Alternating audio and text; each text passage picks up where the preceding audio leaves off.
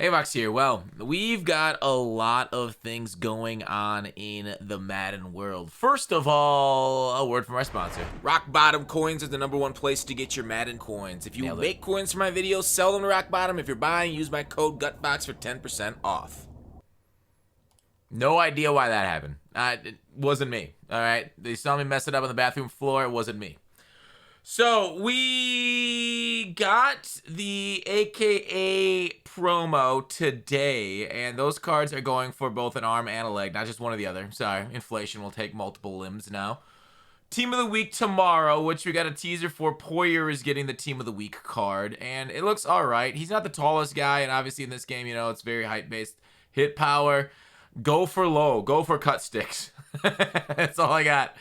Go for cut sticks against what you feel like the Dave Caspers and you know the Okoyes and stuff that you're facing online all the time, or Eric Dickerson, which I'll talk about him in a second. We got Hispanic Heritage Month and Legends, so we expect that to be Thursday, nothing Friday, because it does look like most promos are coming out Thursday this year, which is a strange change. So I went like, you know, there's a lot of great players with Hispanic Heritage Month. Ted Hendricks could get a card. Anthony Munoz kind of already has a card. He's got an 89. So not like a top-end card, but it's pretty top-end. Tony Romo, Tony Gonzalez. So you guys can guess in the comments below who we're going to get for Hispanic Heritage Month. But those are just some options on the way for that. So anyways, we have no idea what that promo is going to look like. We have no idea what its effect on the market's going to be. I totally expect it to be, say it with me, a set within a set promo, okay? Whether we can get one through solos, obviously they'll tease it out this week on GMM. I'm really hoping this week on GMM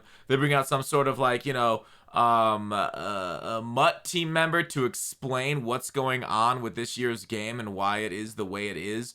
There are so many things going wrong with it. I can't even list it in a video. I can't, like, if you were to say, hey, Fox, what's wrong with MUT this year? I wouldn't even know where to start. Maybe I should do a video where I just go from the top to the bottom on things I want to see change or things that are problems. But anyways, this is a Market Monday thing, so we got to go over the news of the hour as it affects the market, right? Dickerson got fixed. It's a visual update. Our team is targeting a long-term fix as part of Title Update 3. Okay, keep that in your mind when I go to this next point. The team found an issue with Team Diamond sets requiring an upcoming title update to solve the issue. The prioritize quality, which is a first for EA. With the Team Diamonds release, the team will now be targeting release program 10/17, the week of 10/17. So a couple Mondays from now. So that's when we expect to get our next patch. And I was really waiting for the next patch to release the I should do another video on that. I was gonna do the freeze glitch thing. Because I reported this thing a month ago. And apparently Xbox guys are getting freeze glitched a lot. I highly recommend not freeze glitching people because EA will ban you. They console ban for these things. So highly recommend you don't do that freeze glitching that's out there. I'll do a video. Maybe we'll talk about it tomorrow since there's already multiple videos out there. I saw one, and I think it's getting good traction. That came out yesterday on it too. So we'll do our own thing on it, and we'll talk about it that more then, besides for Market Monday. So what's on the horizon then? I think the biggest thing and the biggest rumble shaker, world beater is, you know, the thing that's holding up the entire market's, you know, training value right now, right? It's basically set a floor on the markets, right? So we're looking at coin value prices, and these things, I did not update them like in the last like hour or two, so these are probably close to it, but I guess we should probably look. But anyways, the larger point stands, right? There's a floor to it. It's between like 23 and 24 per is what we're looking at. Sometimes you can find it below that if you find some good snipes and stuff. You know, people will always be listing for floors. But really, if you find it below that, this training variety pack is kind of the floor, because if the training ever falls, people will buy it, and then it goes into TVP. So what ironically is going to happen, you know, it's also like, you know, good, bad, you know, all this stuff, this economy and the way you look at it. It's crazy. It caused so many issues in this world because good for one people is bad for another, right? Like, because this training variety pack being quote unquote good and returning a lot of value is also the reason why the market is so high. It's so bad for people trying to buy cards. It's so funny.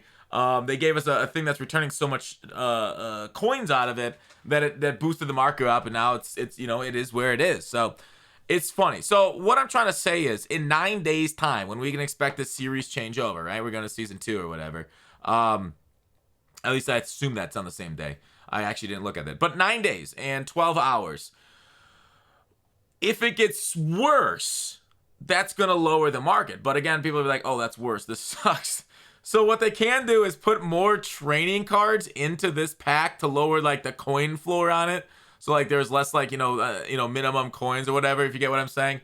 It's very tough to balance this, I would assume. But, that's what we pay the economist's salary, okay? It's their job to make this game good, and clearly they're messing it up with prices so high on limited, specifically in high-end cards, right? The training market being the training market, like we can work with this, right? We can work with this. I will say it is made it a little bit harder to find snipes and hard for people to like flip that way with the market as it is this year. Mud is so weird. Mud's been very strange this year. So basically, like, we don't know, right? Okay, here's the thing. In 9 days when this expires, if it goes away, the market collapses. Okay, absolutely floor drop out, collapse, right? Remember what happened with what was here before the training variety pack? Prices were at, like, well, let me take a look at the history. I want to show what I have to look back on when the training variety pack came in. But let me look back to like the 14th was the training variety. Oh, the 14th wasn't here. All right, 17th. You guys can join with me when I look at it. All right, so here's the 17th. What about the 18th? What were they at? Still there. All right, the 21st.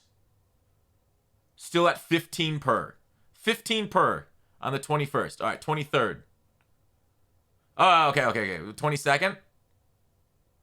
Okay, so I think it came out like the 22nd, okay? Because September 21st at 9:29 p.m., training was at 15 per. You see here on these 85s, right? And then the 22nd, when it came out, training, this is like an hour, this is like 11-ish, so a little bit after it came out. And then it's up to 20. And then the next day, after people realize how much we're making off it, boom, it's up to 30, okay? Some things are lagging here, but boom, all the way up to 30. So it doubled. Like, with the variety pack's entrance into the game, from 15 to, then when people realized it, 30. Okay? So if the training pack in 9 days does not reappear with different odds or different, what we think is going to be different things inside of it, market gets slashed. It's going to be a massacre, okay? Because there's nothing else holding up training. Outside of maybe potentially pack strike, people not opening packs as much, but that's not nearly as big an effect as this pack right here, because this is holding up. So I just want to let you guys know, okay? Market is insanely high because of this thing. So I would expect them to change it up and be a little different, so I can see training going down. Obviously, we might get 92 overalls, right? We might get 92 overalls with the season changeover too, because we've had 91 for a little bit as our highest cards. That would also potentially change some things along with the season changeover.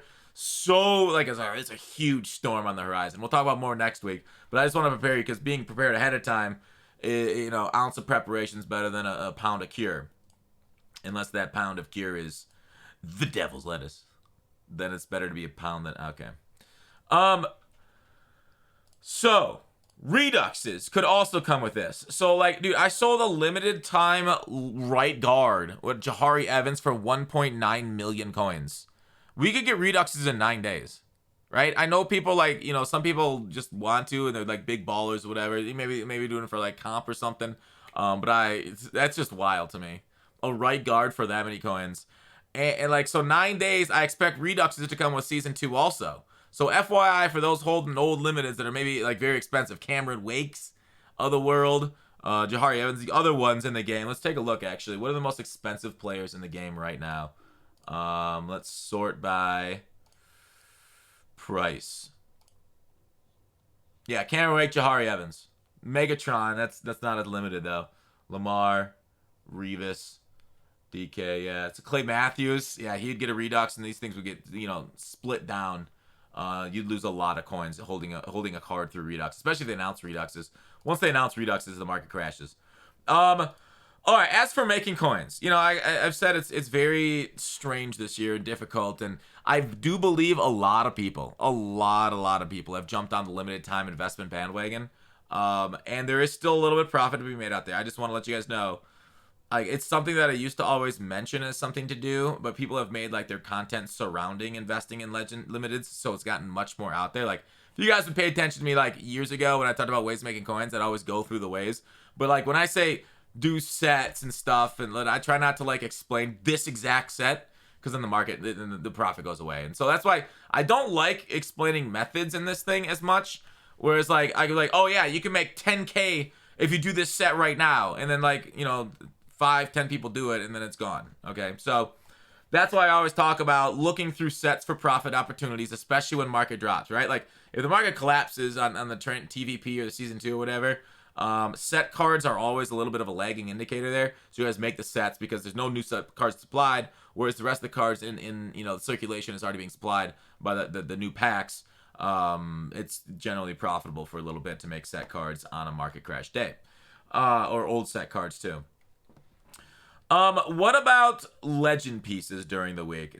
We saw some legends go up this past week, and notably like low end legends for like it was like a flash rise for like 30 minutes to an hour. 85s I think rose a little bit. You can kind of look at it like you gotta be confident that we're going to be getting 91s again. Obviously to invest in 85s. Let me just program sort legends. You can take a look at those. It's tough to invest in like higher cards. 85s were just like I don't love them either. I don't know. It's so wonky this year with investments. You could invest maybe in 83s if you expect them to come out. 85s, you got 4, but 85s didn't really like explode in price either. And with what they are today in value, like 40K-ish for training, I don't expect those to explode in value either. So 87s, the topper right now, the big topper is 88 plus. Maybe we could see a little bit of an 87, but 87s are 90K. Really depends on the card quality. Like, for example, here's a big one. The AKAs today. The 88s in the AKA program exploded in value. Okay? Because the 91 players right now, Megatron is insane. Okay? So that's why the AKs went up. It's because the card quality was so high.